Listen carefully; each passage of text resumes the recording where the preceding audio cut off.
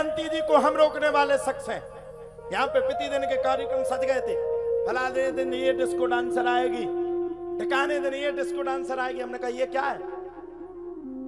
मंत्री जी बोले महाराज जी हमारा तो मन नहीं है, लेकिन क्या करें मजबूरी है, गांव के लोग मानते नहीं। हमने कहा क्यों?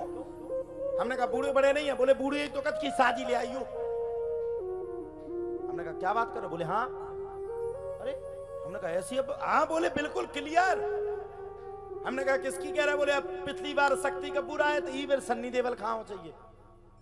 प्रतिदिन कार्यक्रम लगे थे, शाम को ये आएगा। हमने कहा देखो मंत्री जी सीधी सीधी बात है, हम हाड़ मास के आदमी को किसी भी प्रकार से कोई सपोर्ट नहीं देते हैं।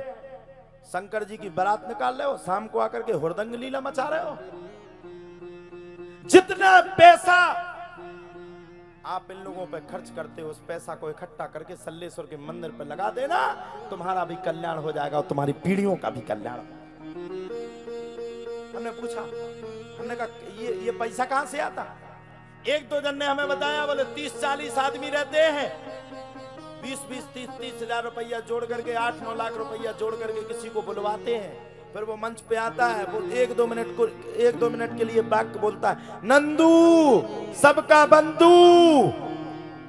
बताओ साहब, हंसने वाली भी बात है और विचार करने भी वाली बात है। एक व्यक्ति मात्र 1 घंटा के लिए बैठ करके गया, उसको 9 लाख रुपए बर्बाद कर रहे हो।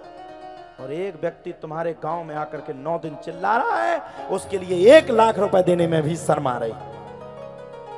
हमने कहा जो ये रुपया यहां वहां बर्बाद करो, कोई भजन संध्या नहीं होगी। भजन संध्या का विरोध मैंने किया और मंत्री जी मेरे सपोर्ट में आए और मैं धन्यवाद करता हूं, पूरी टीम मेरे सपोर्ट में आई। मैं आपसे कहना चाहता हूं आज के बाद ये सब चीजें बंद कर दो।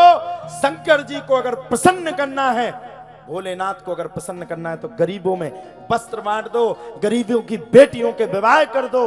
21, 51, 101, 111 जो निर्धन बेटियां हैं उनके मंच से विवाह करना प्रारंभ कर दो। एक समय वो आएगा कि इसी सरीला में शंकर भगवान साक्षात प्रकट होकर के अवतार देंगे।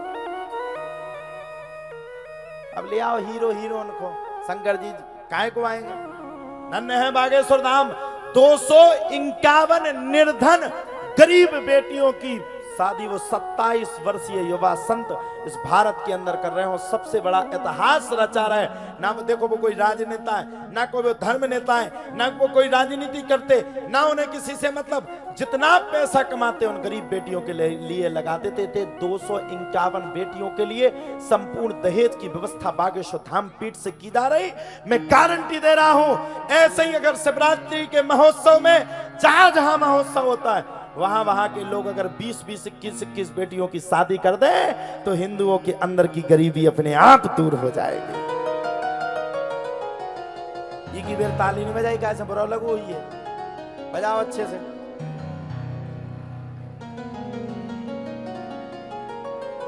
करिए।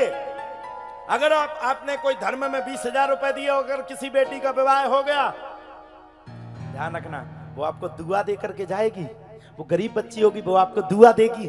वो जब गाड़ी में बैठेगी तो वो आपके साइड जरूर देखेगी, खिड़की को खोल करके, ये मेरा धर्म पिता है, इसने मेरा बुरे वक्त में समय दिया, इसने मेरे बुरे वक्त में मेरी शादी करवाई। हे भगवान, इसको इतना खुश रखना कि जितना इसने दिया उससे 4 गुना इसको दे देना। उसकी दुआ तुम्हारे जीवन में काम में आएगी। साहब क्या बात करते हो? हाड़ मास के व्यक्ति को 9 लाख रुपए बर्बाद कर दो। अरे कहां की नीति है? अभी हम कर रहे अपने धाम पे व्यवस्थाएं कर रहे हैं। हमें कई जन ने सलाह दी, महाराज जी मर जाओगे, इतना रुपया कहां से लाओगे? लाखों रुपए का खर्च है। हमने कहा मेरा कुछ नहीं है, करने वाला वो है।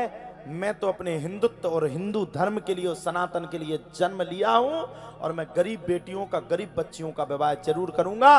और एक समय वो आएगा कि उस पीठ से लाखों गरीब बेटियों का विवाह होगा। आज मैं 11 कर रहा, हो सकता है कल के दिन मैं 51 कर दूं, हो सकता है आगे चल के मैं 111 कर दूं। ऐसा ही बीड़ा उठाओ, तब सनातन धर्म की अलख जगेगी। और कथा को सुनने के लिए आए हो तो 3 घंटा मन लगा करके सुनो। ऐसा नहीं कि बैठ गए सत्यानाश कर रहे हो, खुद भी नहीं सुनना, 2-4 आदमी को भी डिस्टर्ब कर रहे। ना ना ना ना ना। पहले भागवत को सुनने वाला है वो तो कोई सुनने वाला। हम क्या सुना दे? हम सुना दे कृष्ण का चरित्र, राम का चरित्र, कोई सुनने वाला नहीं। कल से सुना सुना मरे जा रहे, जहां से चरित्र शुरू करो सो माता है अपनी तरफ खाए ऐसी बैठ जा का की ते कैसी आती राम दी बहुत दिनन के बाद मिली देख करिया पड़ गई तो का होगा जो किसको सुना दे।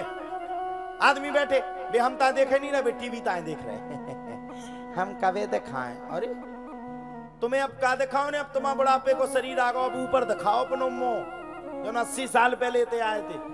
क्या करो भगवान का भजन करो, और भगवान का भजन सार है और बाकी सब बेकार है।